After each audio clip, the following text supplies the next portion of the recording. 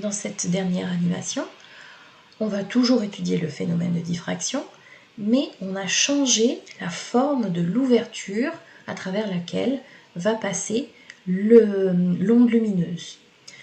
Dans le premier exemple, on a une fente, une ouverture de type rectangulaire et verticale. Ici, en bas, on a tout simplement une ouverture circulaire, dit un trou, tout simplement. Donc, on va étudier les mêmes paramètres. Je vais encore me replacer à une distance entre le trou et l'écran la plus grande possible. Et voilà ce qu'on obtient sur l'écran d'observation quand on se trouve ici.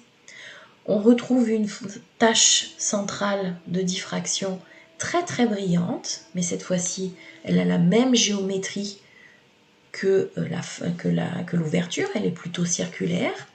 Et puis, on va retrouver une alternance de zones d'ombre, de zones de lumière, de zones d'ombre, de zones de lumière, etc. Là encore, on va étudier le paramètre longueur d'onde et le paramètre diamètre du trou sur, toujours, l'angle caractéristique de diffraction. Je vais diminuer au maximum ma longueur d'onde, je suis dans le violet, et j'augmente petit à petit, en passant par le vert, le jaune, le orange et le rouge.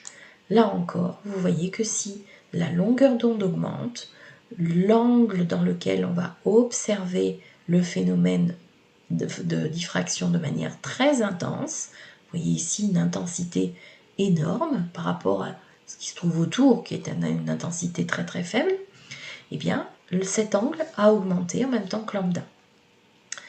Deuxième paramètre, le diamètre du trou dans lequel je fais passer la lumière.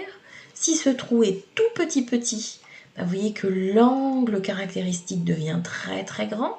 On a presque l'impression de voir que le laser.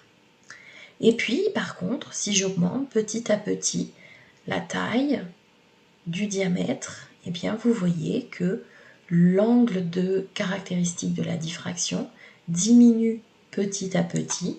Le phénomène dans lequel l'intensité lumineuse est très importante, eh bien, se trouve ici sur une petite zone parce que sur un petit angle caractéristique de diffraction. Si j'augmente ici au maximum, on a cette figure de diffraction, une tache centrale très petite et puis autour des zones lumineuses mais de moindre luminosité.